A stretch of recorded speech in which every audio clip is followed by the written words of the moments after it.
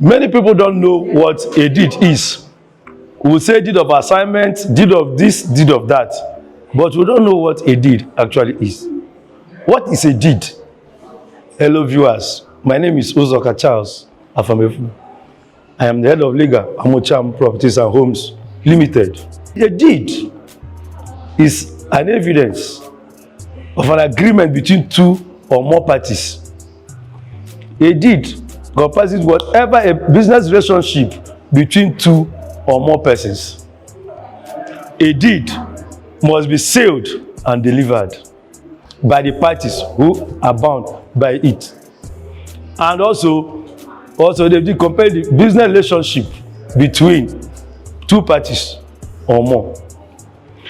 There are documents that you can prepare through deed. It's not every document that you prepare by deed. There are documents that before such documents can be tenable anywhere, it has to be by deed. And a deed must be written down in a document. When you talk about a transaction that involves transfer of interest in property, just like the deed of assignment, you do it by a deed. The second transaction that must be by deed is for a lease exceeding 3 years. Such must also be by a deed. Another one is a deed of gift. Any gift must be by deed. Then the power of attorney. Power of attorney must be by deed. The other one is legal mortgage. These documents I mentioned are documents that must be by deed. So now, viewers, that will take us to parts of a deed. What are the parts of a deed? So we have 4 parts of a deed. The 4 parts are, first we have the introductory part, second we have the operative part, and thirdly we have the miscellaneous clauses, and finally we have the conclusion. Let's go to the introductory part. In the introductory part we have the commencement.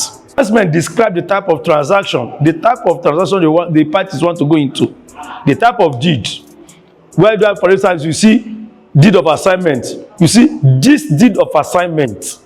That's the commencement. This deed of assignment. It describes the type of transaction that you want to do. So the second part of the introductory part is the date. Date. When you say this deed of assignment is made this day, there you put the date. For instance, this deed of assignment is made the 21st day of February 2026. That is where the date comes in. That date is very, very important in a deed. Then the third part of the introductory part is the party. The parties involved. The parties must be certain. Any transaction they are going into must involve parties, and those parties must be clearly defined. Their full names and address must be specifically specified so that there will not be any ambiguity.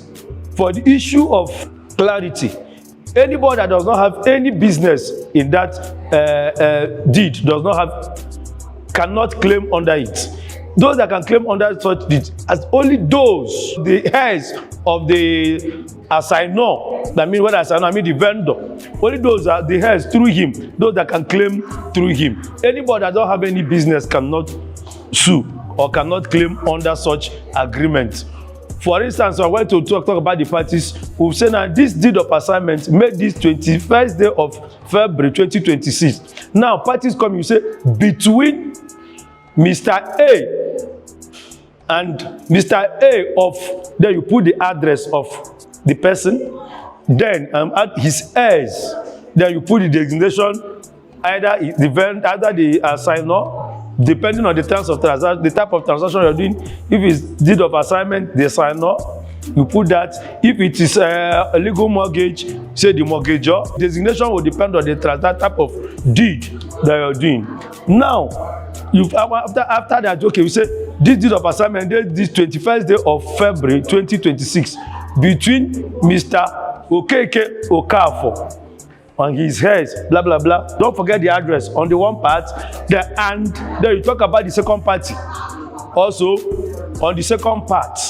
So this deed of assignment made this 21st day of February 2026 between Mr. Okeke Okafor and Mr. Hilary Onyuku.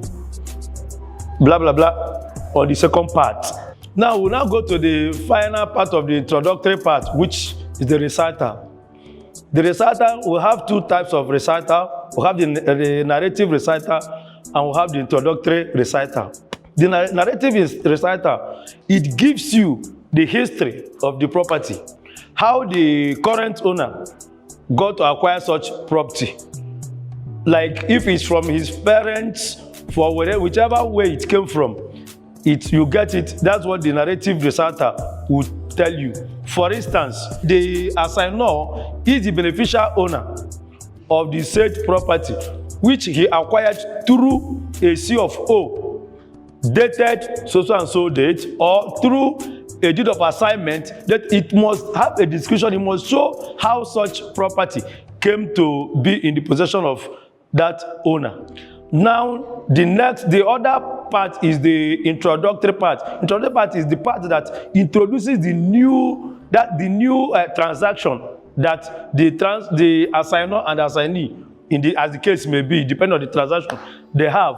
That one introduces that present transaction. For instance, well, we say that the transferor has agreed to transfer all the title he has in the property measuring 250 square meters. Or maybe you mentioned the amount of money involved, and the assignee also, depending on the transaction anyway, has also agreed to take up such. I don't know if you understand, viewers. The first part is narrative. Second part is introductory. Narrative in the sense that it shows you the history of the property, whereas the introductory part introduces the current transaction that they are about to go into. So that is the introductory part. Then after that comes the second part of the deal, which is the operative part, because we just finished with the introductory part, which is the first part. Now the second part is the operative part. This operative part is the main body of the deed. All the obligations of the parties is being embodied in the operative part. It's the operative part that contains also the receipt clause, whereby the amount of money that the property was sold for, and also indicates that the transferor has also acknowledges the receipt of the said property. Then we also have the third one, which is the miscellaneous clause. In the miscellaneous, it contains also a lot of clauses. For instance, the most important amongst them is the indemnity clause. The indemnity clause, it protects the innocent buyer. If any information, maybe if in the course of the business, the vendor or the assignor, as the case may be, depending on the transaction, gave a wrong information, or the information, he gave a wrong information, which eventually turns out to be false, making the assignee or whoever to lose money. So that clause protects the assignee to whatever, so that he will be indemnified to the extent of whatever money he has spent in acquiring the property, because the information they gave him was not true as to facts. So, and also then the final part of a deed is the concluding part, which is the attestation, where you have signed, sealed, and delivered. Then the signature column and the witness column also. Those are part of the concluding part of the deed. The parts of the deed that I've just mentioned, all of them must be complete in a deed before it can be tendered anywhere, or before it can be upheld in the court of law. So viewers, if you're looking for a real estate company in Nigeria or Abuja, you can click the link below and send us a DM.